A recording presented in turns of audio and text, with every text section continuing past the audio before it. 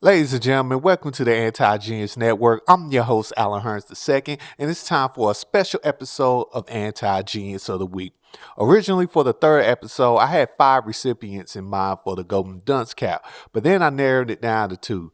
And after some digital digging on one of the recipients, I felt it was best that this person deserves the stage, spotlight, and proper attention. So without further ado, let's not waste any time and get right into this. At one point, I thought John Fisher and the Athletics were going to be my front runners for Anti-Genius of the Year. And then I found out about Rashad Ritchie and his multiple fake degrees, and he was going to be my front runner. But then I found somebody else who was even more fraudulent than Rashad. His name is Paul Birdsong. So, who is Paul Birdsong? Paul Lawrence Birdsong is a man of many hats, which you'll learn about in this video. Throughout my digital digging, the Paul Birdsong rabbit hole runs deep. A rabbit hole that turned into a bottomless pit. Just when I thought I hit the bottom, I fell deeper and deeper into it. There's no doubt that this guy is Anti-Genius of the Year IMO. And after doing my research on him, I could safely say that this guy's a great big phony. Paul's decade-plus deception began on September 20th, 2011, according to his first Facebook profile that he had abandoned for quite some time. It states that he lives in Philadelphia, Pennsylvania, and he's from Lansing, Michigan, but I couldn't find anything on TGL Music that he had on the profile. I tried searching everywhere, but nothing pops up. But I did happen to find his first YouTube channel that was created on October 18, 2012, and the earliest video he posted was 13 years ago of him performing at the Mugshots Cafe in Philly. Then he created a second YouTube channel on April 22nd, 2023. This channel only has one song up there titled Better. I'll provide a link to his channel in the description and comment section if you're curious and want to give it a listen. Also, there's another song he made called Murder 'Em on his first Reverb Nation page, which I also provide a link to. And according to his profile there, he's from Haslett, Michigan. And once again, only one song on that account. As I continue my digital digging, I came across his first Twitter account created on July 2014 and last posted on May 24, 2015. On there, he's posted links to a few IG posts that are no longer available and music links to Reverb Nation, which is also not available. Then in July 2014, he created a second Facebook profile. On November 15, 2015, Paul revisited his first YouTube channel and uploaded only 2 videos. One is another live performance at the Record Lounge in East Lansing, and his last video is him attending a protest at Michigan State University. 3 days later, he was featured in an article from the State News. In the article, he claims to be part of the People's Advocate in Lansing. He also states that he was stopped by police and asked for his ID multiple times daily while wearing a 3-piece suit. Now I want you to take this seriously. Something that the young lady said. What's your name? Ashley. Ashley Carr. One thing that she said that made sense. Can you come here? I'm pretty sure you don't mind me using you. All right. So let's say he's the student in class, right? I walked through yesterday. Was it Acres? I walked through and I saw in the classroom through the windows, there was like a group of black kids huddled up over here, and then the rest of the room was white, and there's a couple Asians in the corner. You want to solve the problem? Wherever he's sitting at, I'm sitting at. You see what I'm saying? 4 of your black colleagues huddled up together in the corner, tell them to spread out. Tell them to occupy the classroom. See, the reason they were talking about numbers, right?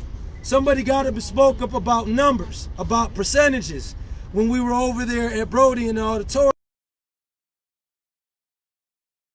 people here, then what we should do is spread out so the presence of that percentage is seen by everybody here and respected by everybody here, so that everybody here knows that that presence is valid and that presence is acknowledged now and that presence is respected.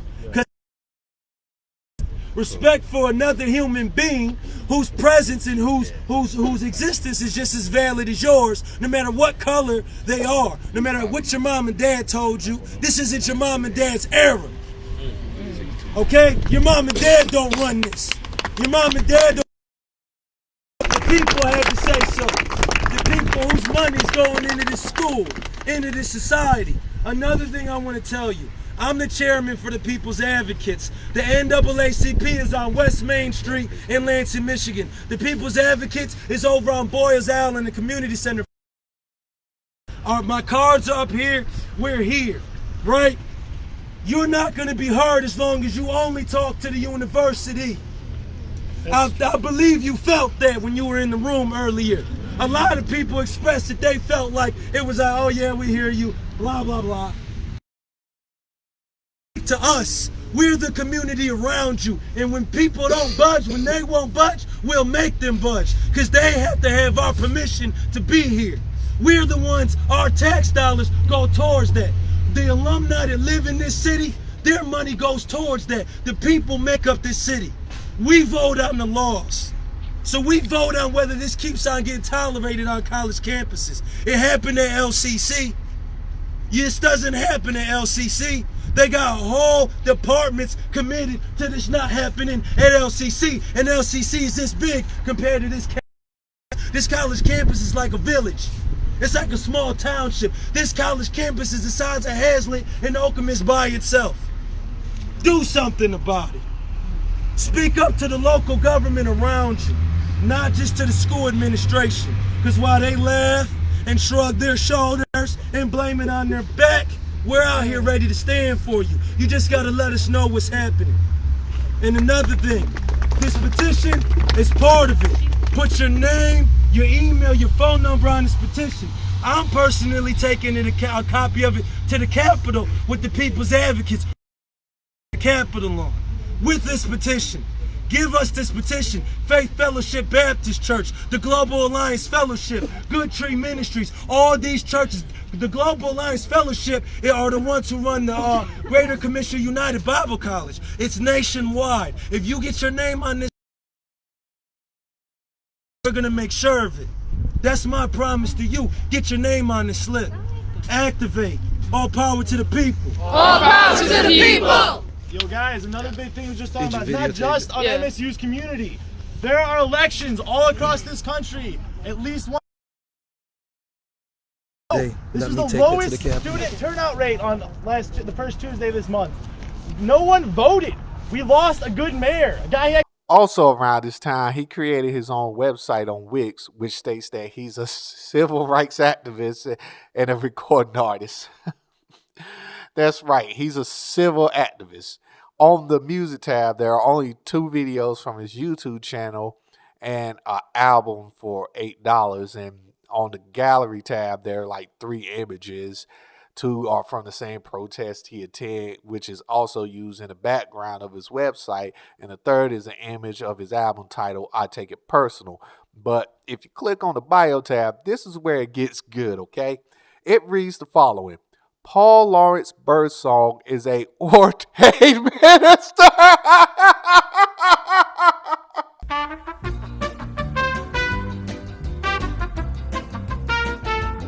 All right. Back to the bio. Back to the bio. His powerful speeches, which he spelled wrong, by the way, fearless leadership, and thought-provoking lyrics are a wake-up call and a gift to us all.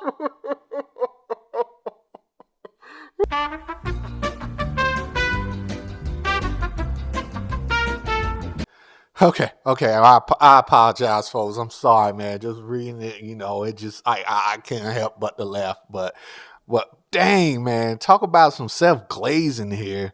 You know what? Let me finish this last sentence and then we can move on. Paul is a Michigan native, father of 4, and a husband.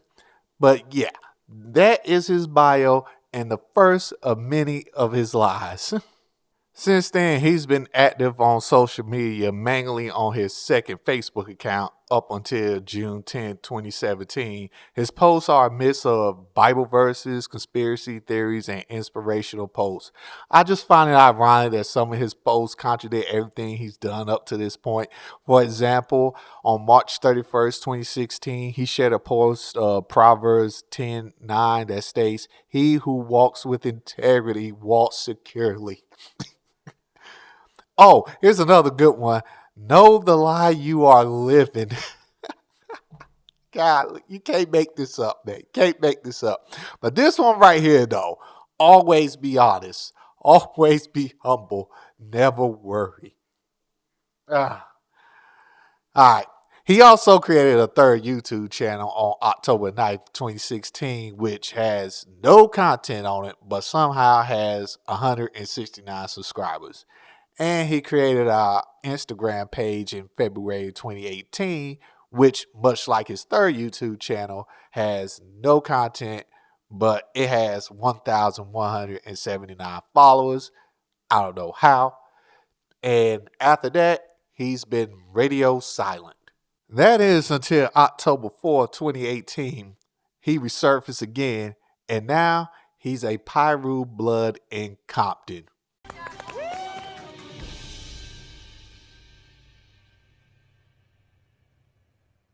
Wait a damn minute.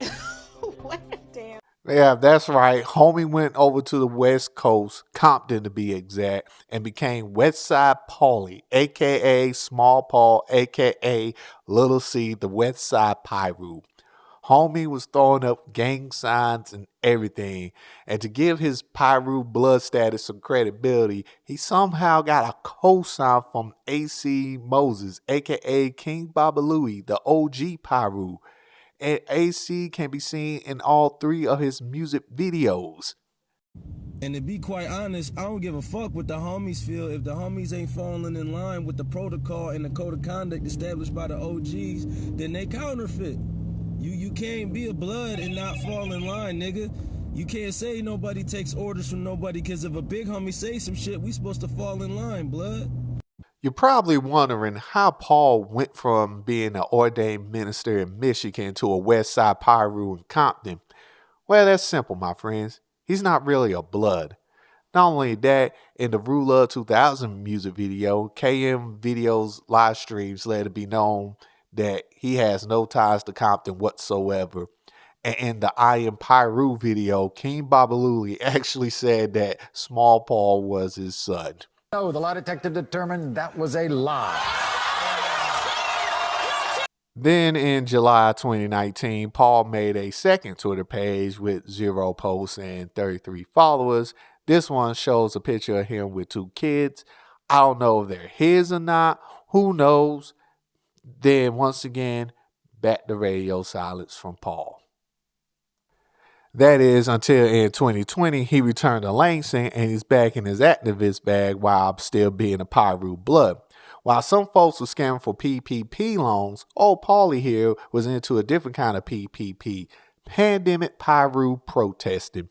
On June 3rd, he led a protest that began at the Michigan Capitol, accompanied by a march down Michigan Ave and then back to the Capitol steps. The protests were in response to the death of George Floyd and lasted for 4 days.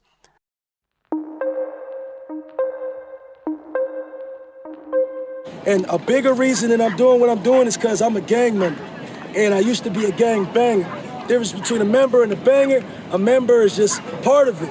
A banger is somebody that's running around destroying shit and hurting other people because they're wearing the other color.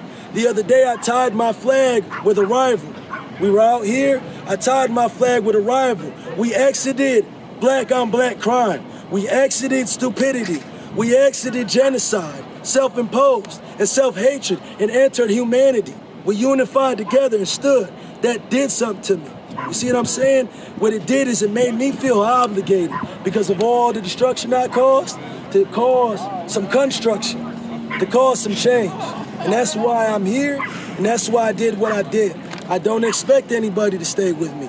I didn't expect anybody to come in the first place. I was gonna be there alone, whether they came or not, and I will continue to be here alone, whether they came or not. I want people to change. I want police to change. That's why I get in their face like that, because I want them to see I ain't afraid of them. I want everybody else to lose their fear. The cop is just another human being. The only difference between you and them, they got a gun. That's it.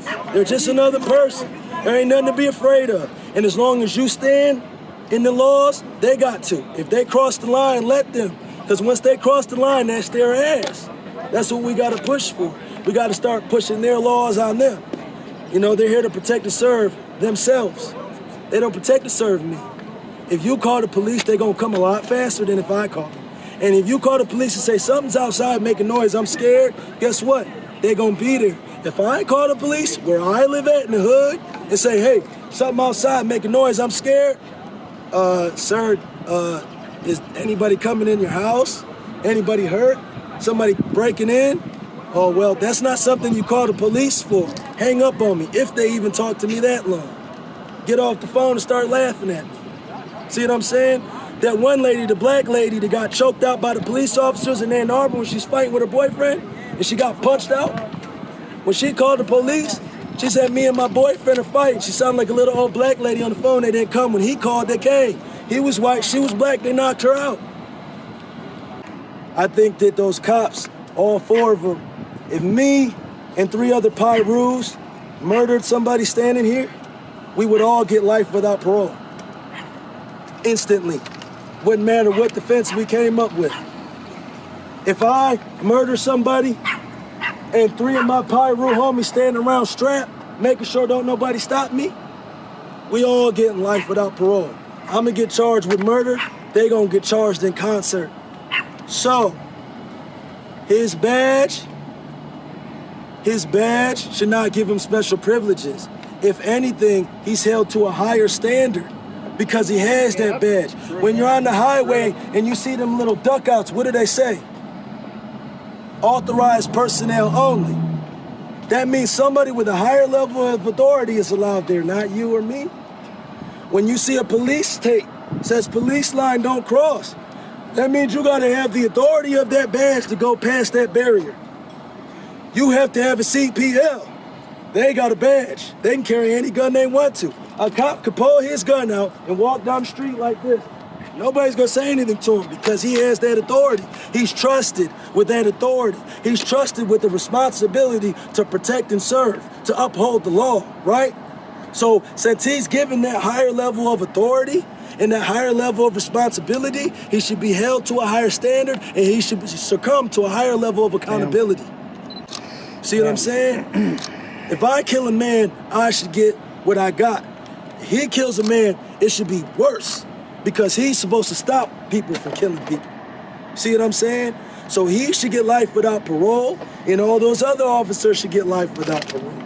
And it should stand as a mark. It should stand as a statement. Police officer, sheriff, whatever you are, if you kill somebody, you going to jail forever too, just like everybody else. I bet you they start charging cops with murder, putting them in prison for the rest of their life, their whole police brutality then goes.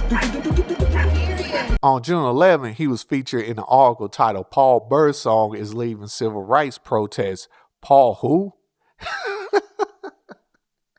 I'm pretty sure they had this reaction when they came up with that article. Anyway, it states that he attended a protest out in Langston with his girlfriend at the time. Also in the article, he states how he had a rough life, got into gangs with the prison for 10 years.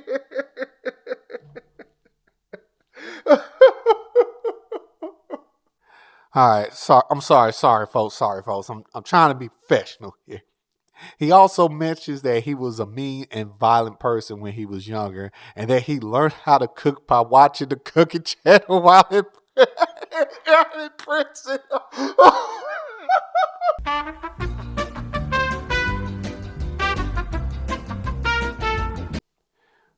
Oh, and he also created a third Twitter account around that time. On June 20th, he led a protest and traffic blockade in Langston with him and a few protesters armed with guns. The video clip is from a deleted Facebook Live. A clip of that was uploaded to another YouTube channel, which is probably his, maybe not. At this point, who knows?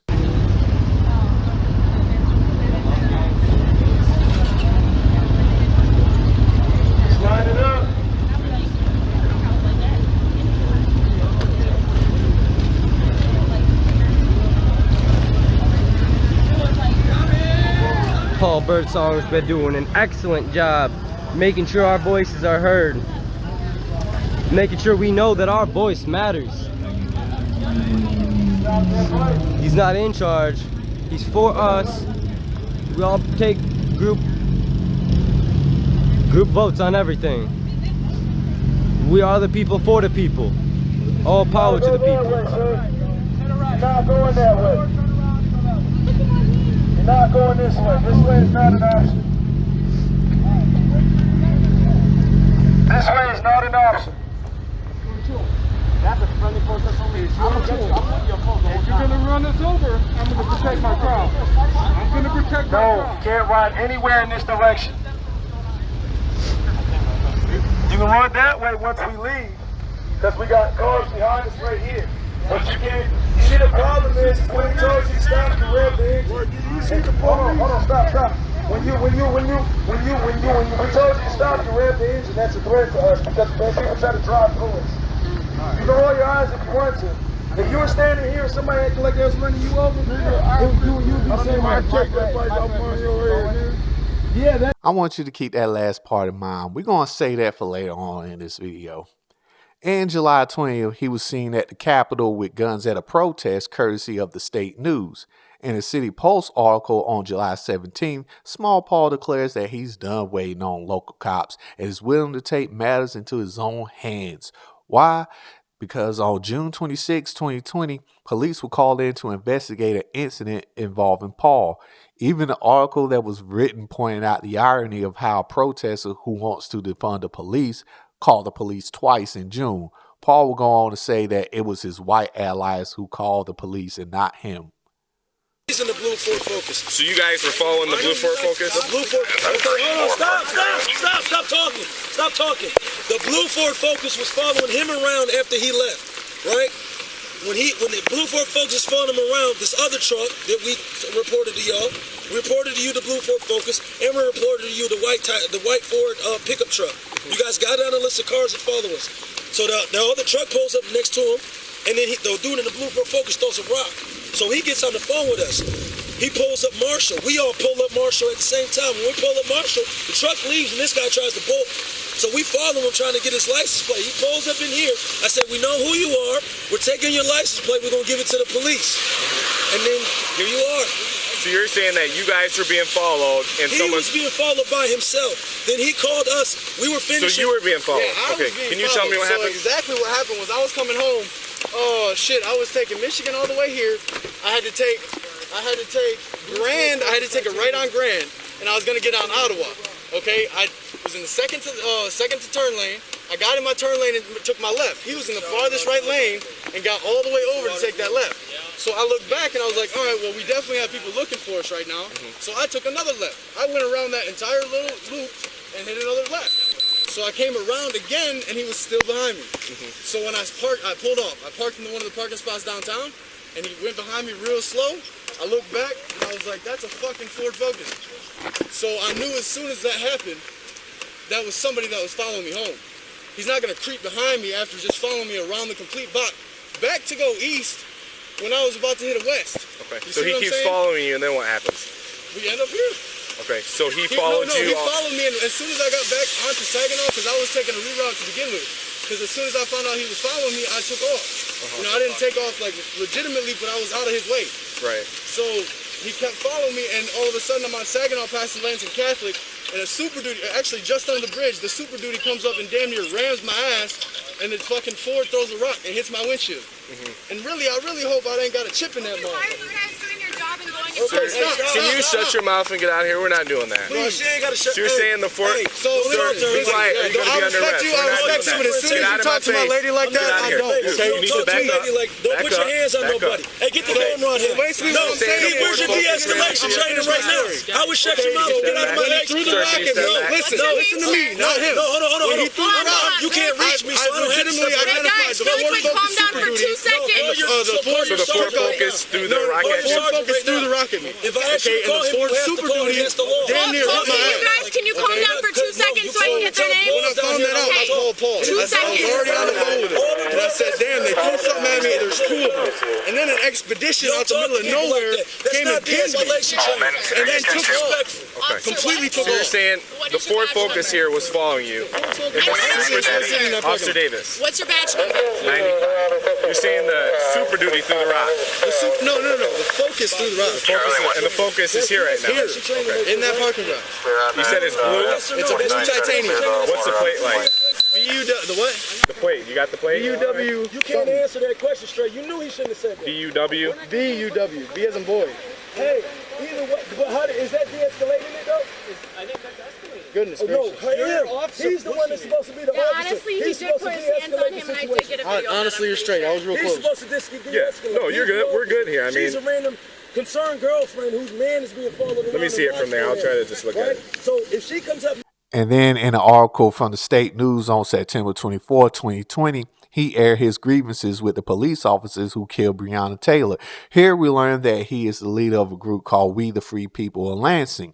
According to their Facebook page, they're an unregistered nonprofit organization that wants to break the physical chain in the human race, end police brutality, create a safe space for homeless people, speak on health care, vouch for stable homes, raise minimum wage, and remind women they have a choice, and that the group is women-owned. Y'all probably wondering how he's the leader of a women-owned nonprofit organization too, huh? This next bit is a good one, y'all. I promise you.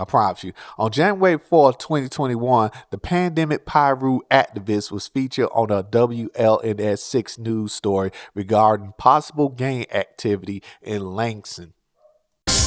Talk of gang activity in the capital city has police on high alert. It's our top story at 6. Thanks for joining us. I'm Lauren Thompson. And I'm Sherry Jones. The possibility of a gang is causing concern for people who live in the area around Sandhurst and Averill Drive, not far from Waverly Road. Kara Lake is here for you now in our studio. Kara, what does the police chief have to say about all this? Well, Chief Daryl Green told me that they are taking this very seriously. They've added extra patrols in the area after receiving reports of concerning graffiti. And because of this situation, the people we spoke to did not want to show their faces on camera. It's a very quiet neighborhood normally. We have a lot of retired people, a lot of working people on the street. Some families have moved in. But now things are changing. The last, I would say, month or two is when we've noticed some things happening around the neighborhood. People who live there say they're noticing more graffiti. And it said Bloods and it was in red, and I was like, whoa, that's not good. Yeah, I've seen that graffiti on the sidewalks. Says one person who has lived here for more than 50 years. It looks a little concerning. I mean, my son has considered us leaving or something, or, moving. I had somebody reach out to me saying she drove by a couple of times and people got in the car and chased her down, and, they were hanging out of the windows, shouting at her, almost crashed. So it's becoming more and more fluid every week. Chief Green says the department is monitoring the situation. I can't validate that there's any type of gang there, but certainly what has been posted is alarming. We showed a video to the chief of an interview we did 2 weeks ago with a protester. He talked about protesters in Portland being taken in unmarked vehicles by agents. But during the interview, he talks about gangs in Lansing. You come try to snatch one of us, the rest of us gonna blast your. You better do that while we not with each other. And then you come to in Sandhurst with the Pyrus and the gangster disciples is linked up at and try to snatch somebody over there. I dare you. Make sure you get this in Sandhurst. That's Sandhurst. Come over there and try to take somebody. I dare you. I dare you. Your mama gonna be picking out caskets and flowers. Very concerning. Very concerning. And that's the first time I've seen that video. It's alarming to see that type of video. And definitely, we have some great partnerships with our federal partners, our state partners. Would like to get a copy of that video and make sure we do a deep dive and for proper understanding. Anything that could be nothing, I want to call and report to get more police presence out here. We really, we really want this taken care of. And this is an ongoing investigation. So once we learn more, we will make sure to share that with you on 6 News. Lauren and Sherry, back to you. That doesn't sound like the words of an activist looking to improve his community now, does it? Let alone an ordained minister. Then on April 28, 2021, he created a profile on Slaps. There he has links to his Facebook, another IG, and another YouTube account. His Facebook is the only working link, whereas his YouTube and IG no longer exist. Then on November 30th, 2021, he released a full-length 18-track album titled Hadithi Yadamu. Hadithi Yadamu. I think I said it right. That's Swahili for Story of Blood.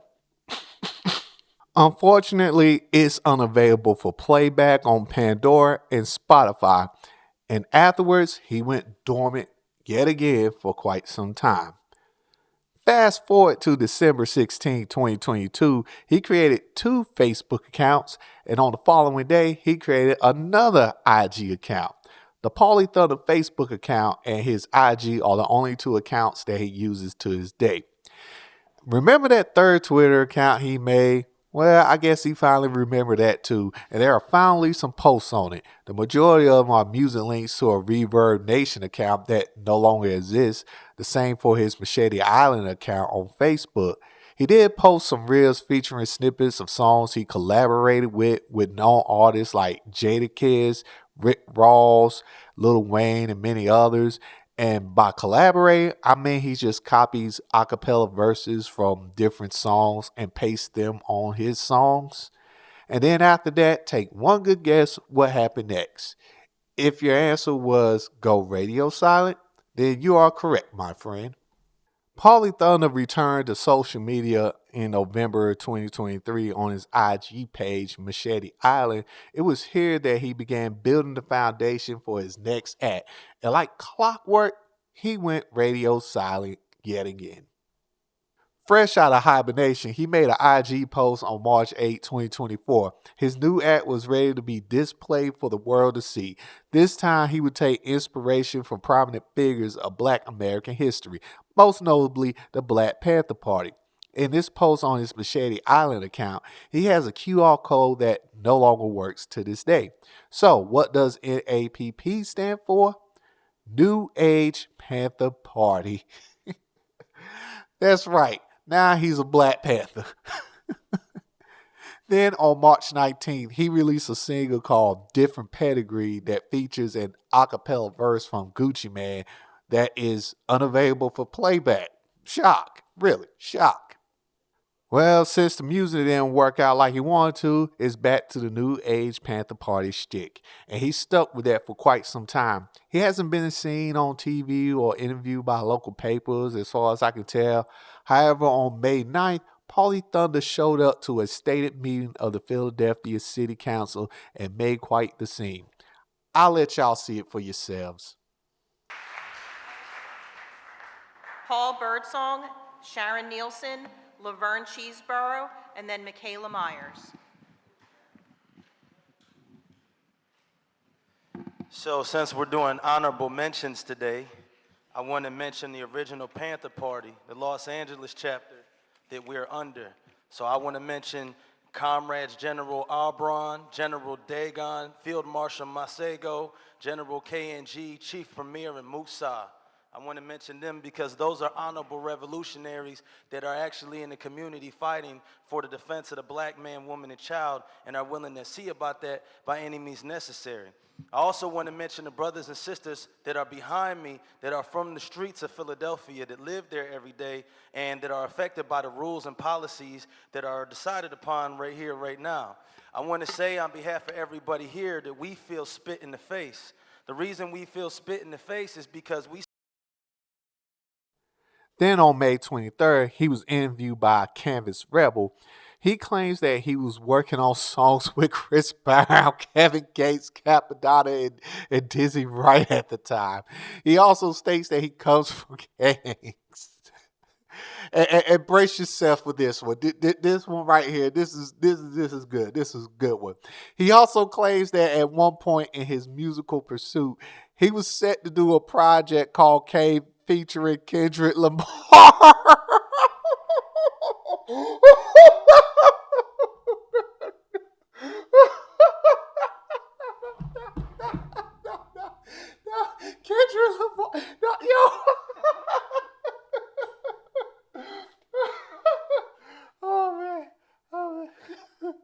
I'm sorry, folks. I'm sorry. I swear, man. I'm trying to hold my composure here doing this, okay? On July 26th, he released an 8-track album called Fuji Night Flights, which features songs from Capadonna and Cannabis, and I'm pretty sure he used acapella verses on those songs as well. And guess what? That album is unavailable for playback too. On April 1st, 2025, he released a single called The Reaction on YouTube and his Reverb Nation page. After realizing that his music career wasn't going anywhere, he went back to his Black Panther shtick, which was limited to his Facebook and IG accounts. That is until January 14, 2026. After so many years, he finally achieved his goal. He went viral. No ICE agent ever run up on me. I guarantee you they won't. I'll put a hole in their chest the size of a window. Safe line repair, safe line replace. That's what's gonna happen. They touch me. Unarmed woman was killed by ICE. If you think you're about to come and brutalize the people while we're standing here, fuck around and find out. Our interactions with the police and ICE, and we hold them accountable. We hold them accountable. We patrol the community and we hold them accountable. The Black Panther Party for Self-Defense, we're the same Panther Party from back in the day, but we're a little more aggressive now, you dig? Carry bigger guns and we don't take no shit. Places where there are a lot of immigrants at, I think that the community around them needs to take special care to them and it needs to start escorting them to and from everywhere to make sure that they're safe. Because them ICE agents ain't gonna act like that if it's a bunch of people standing outside with assault rifles and shotguns. It's a semi-automatic shotgun. That means them shotgun shells that shoot out of a pump, they shoot them rapidly. If you are gonna legally arm yourself with something bigger than what they got.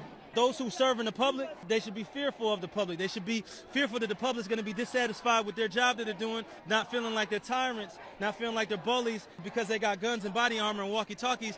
That makes them immune to whatever the people would do. I think you want to correct the ideology of the pig and the mentality of the slave catcher. You meet them with equal force. All power to the mother. He's done it. He's finally done it.